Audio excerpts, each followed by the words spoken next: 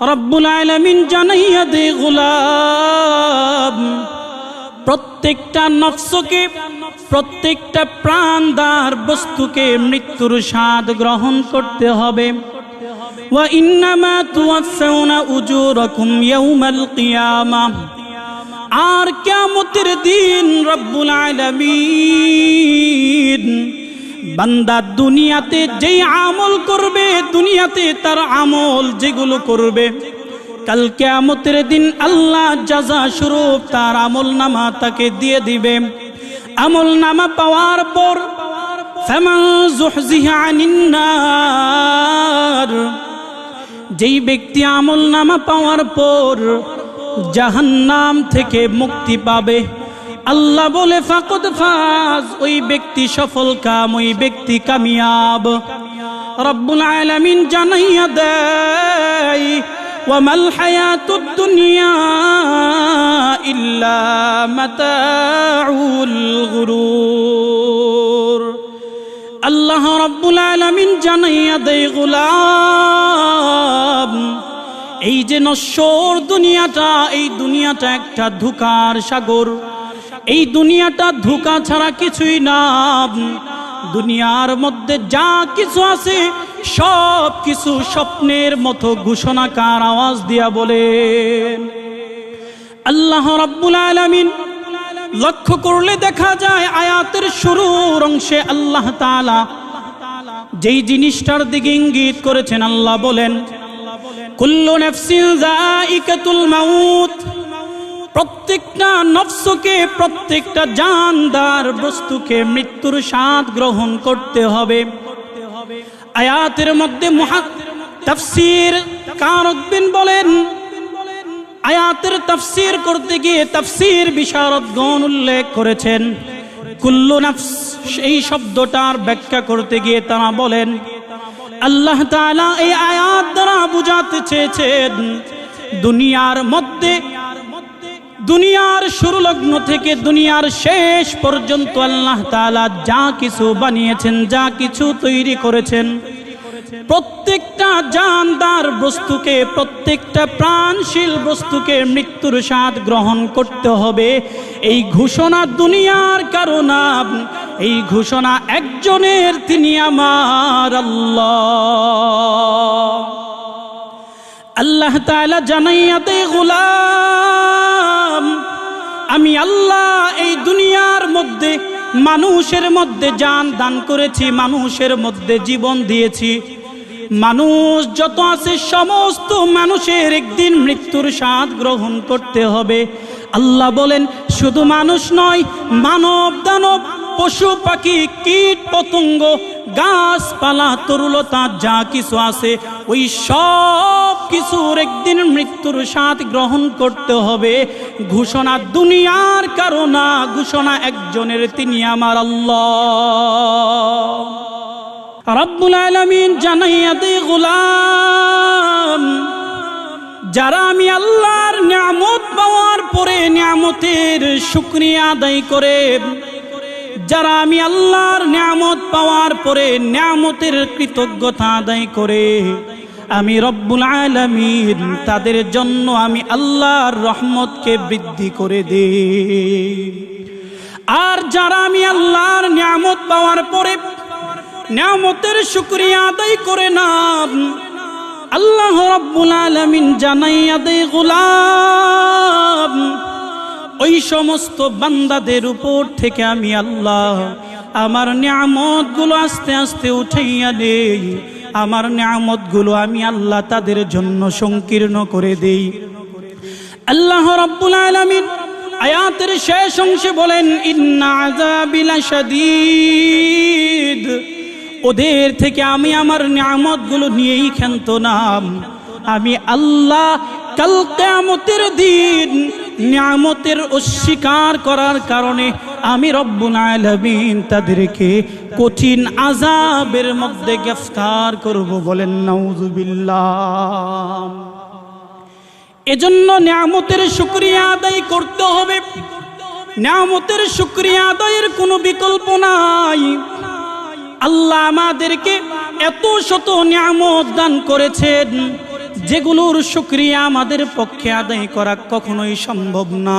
তবে যেই নিয়ামতগুলো আমরা প্রকাশ্যভাবে পাই, ওইগুলোর শুকরিয়া আদায় করা আমাদের দরকার আছে। ওই নিয়ামতগুলোর শুকরিয়া আদায় করতে হবে। যদি বান্দা নিয়ামতের শুকরিয়া আদায় না করে, আল্লাহ তাআলা নিয়ামতগুলো উঠাইয়া তাকে কঠিন আযাবের মধ্যে গ্রেফতার করবে।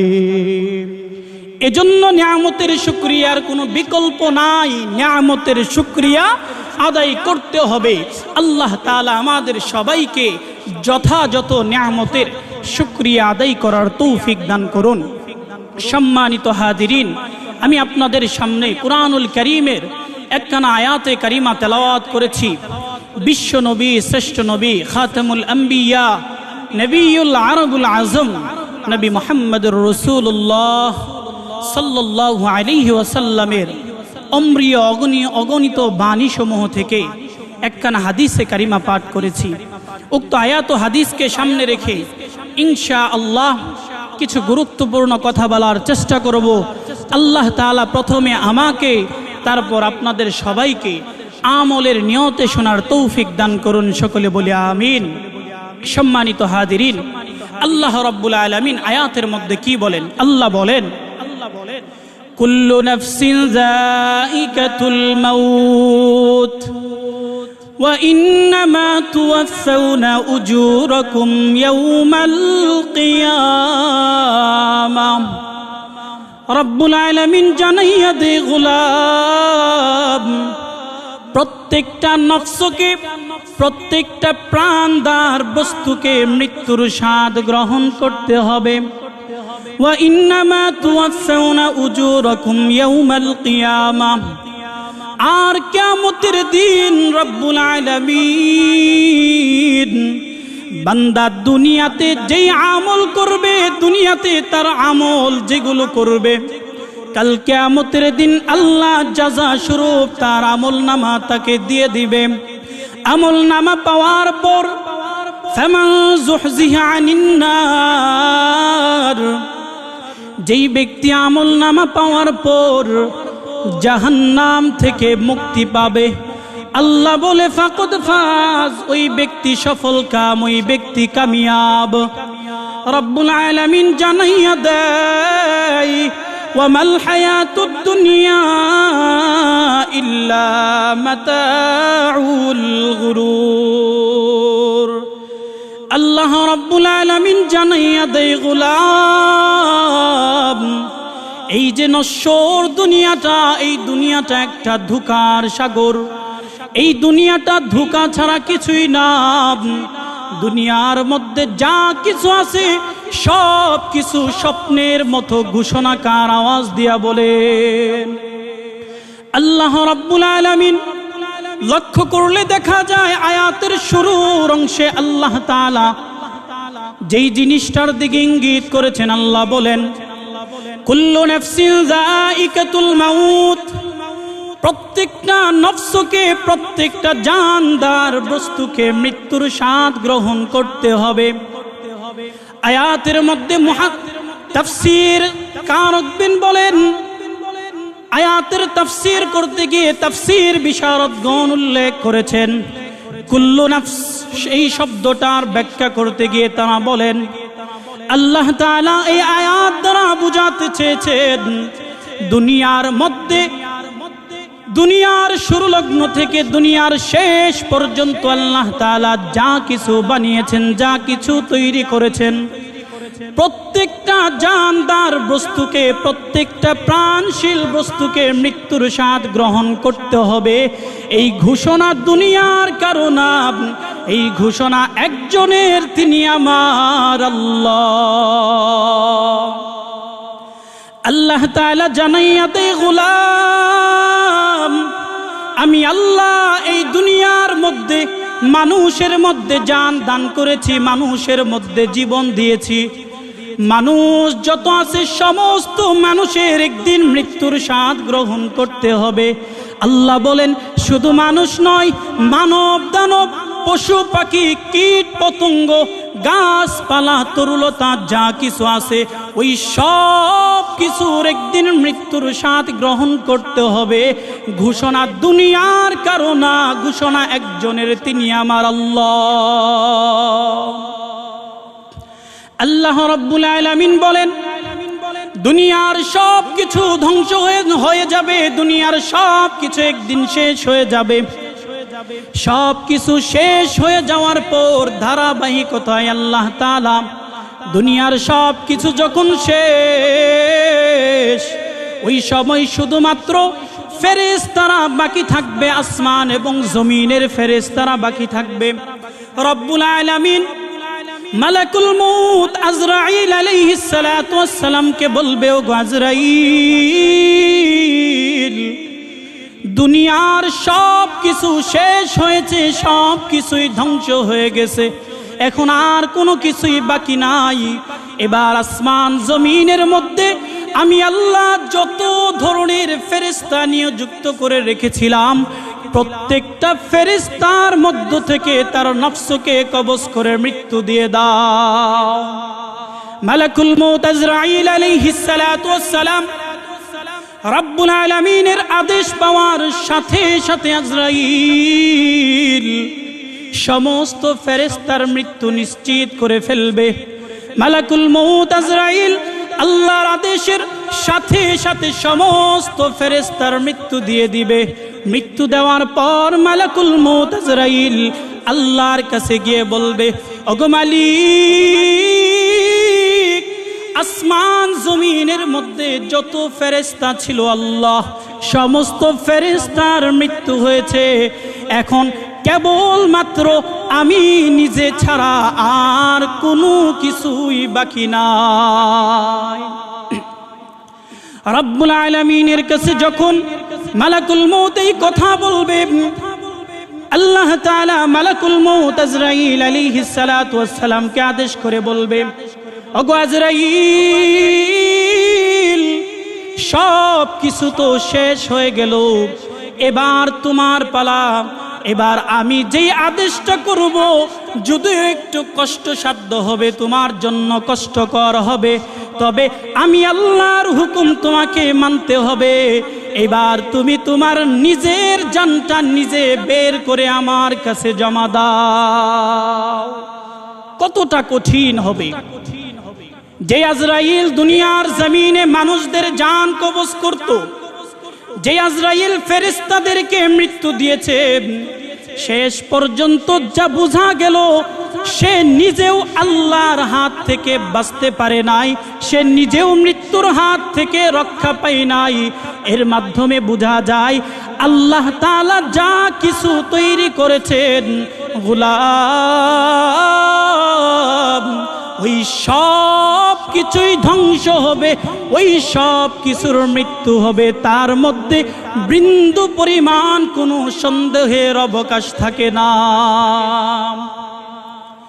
এবার মালাকুল মউত আজরাইল আলাইহিস সালাতু ওয়াস সালাম রব্বুল আলামিনের আদেশ পাওয়ার সাথে সাথে মালাকুল মউত আজরাইল নিজের জানটা বের করে রব্বুল আলামিনের কাছে সুপর্দ করে দিবে।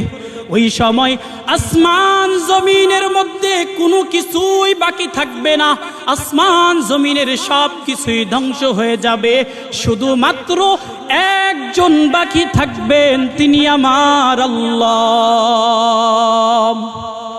ওই সময় আল্লাহ তাআলা ব্যতীত দুনিয়ার আর কোনো কিছুই বাকি থাকবে না। এই কথাটাও আল্লাহ কুরআনুল কারীমের মধ্যে জানাইয়া দেয়।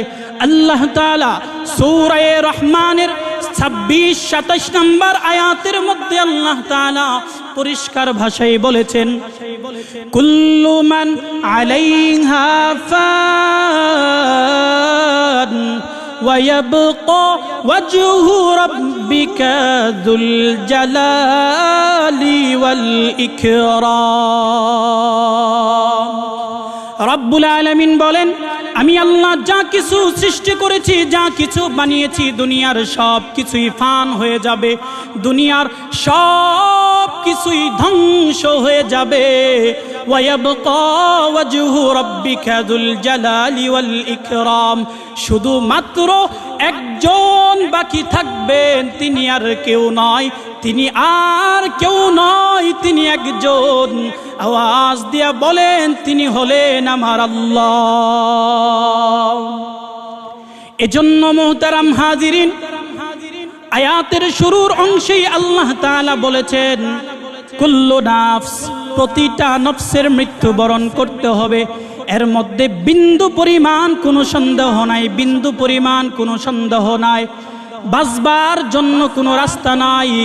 এই দুনিয়ার জমিনের দিকে যদি একটু লক্ষ্য করা হয়, বিবেকটা খাটাইয়া যদি একটু চিন্তা করেন, দেখবেন এই দুনিয়াতে বাদশা সেকেন্দারের মতো বড় বড় বাদশারা ছিল।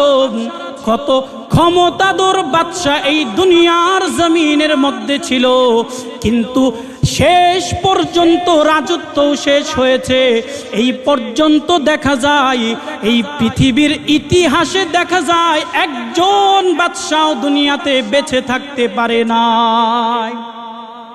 প্রতিটা বাদশার ক্ষমতা ছিল, প্রতিটা বাদশার দুনিয়ার ধন দৌলত টাকা পয়সা কোনো কিছুর অভাব ছিল না। অডল বিবি বাচ্চা ছিল, কোনো কিছুর অভাব নাই। তারাও এই দুনিয়াতে বাঁচতে পারে নাই। এর মাধ্যমে বোঝা যায়, চাই আপনি দুনিয়াতে গরিব হন, ধনী ব্যক্তি হন, দুনিয়ার চেয়ারম্যান হন, মেম্বার হন, এমপি হন, মন্ত্রী হন, দুনিয়ার যেই ক্ষমতাধর ব্যক্তি হন না কেন, একদিন অবশ্যই মৃত্যু নামক জিনিসটা আপনাকে গ্রাস করে ফেলবে। এই মৃত্যু থেকে পালাবার কোনো জায়গা নাই, এই মৃত্যু থেকে বাঁচবার কোনো জায়গা নাই। আল্লাহ তাআলা কুরআনুল কারীমের আরেক জায়গায় জানাইয়া দেয়, আইনামা তাকুনু ইউদরিকুমুল মাউত ওয়ালাউ কুনতুম ফি বুরুজিম মুশাইয়াদা। রব্বুল আলামিন জানাইয়া দেয়, এই মৃত্যু থেকে তোমরা যেখানেই পলায়ন করো না কেন, মৃত্যু তোমাদেরকে অবশ্যই অবশ্যই গ্রাস করবে। মৃত্যু তোমাদেরকে অবশ্যই অবশ্যই পাকড়াও করবে। যদিও তোমরা সুদূর গ্লাসের মাধ্যমে সন্দুক বানিয়ে ওই সন্দুকের ভিতরে অবস্থান করো, তবুও নির্দিষ্ট সময় হলে মালাকুল মৌতকে যখন আল্লাহ আদেশ করবে, মালাকুল মৌত মালিকের আদেশ পাওয়ার সাথে সাথে ওই জায়গায় এসে হাজির হয়ে যাবে। এজন্য বাঁচবার কোনো জায়গা নাই, পালাবার কোনো জায়গা নাই।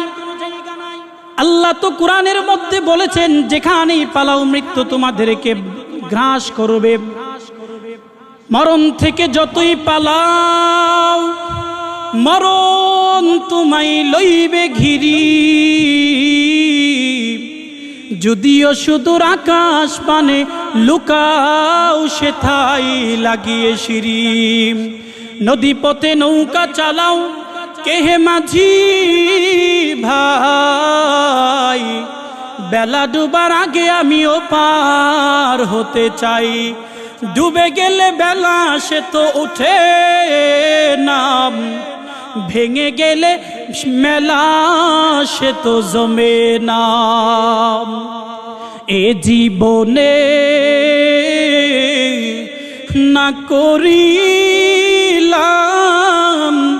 বন্দিগি, গুনাহ করে কাটাইলাম জিন্দেগি। গুনাহ করে কাটাইলাম জিন্দেগি। তওবা করে আবার তওবা ভাঙ্গিলাম,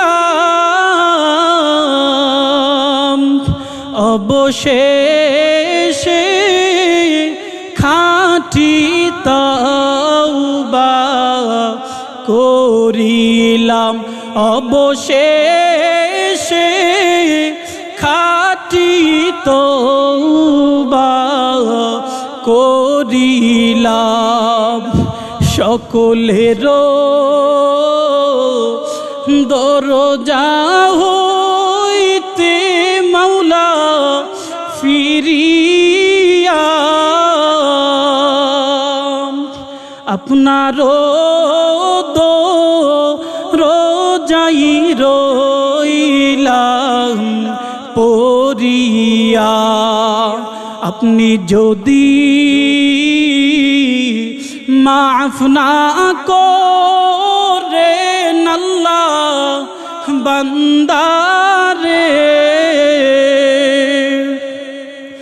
আপনি যদি মাফ না করেন আল্লাহ বান্দারে,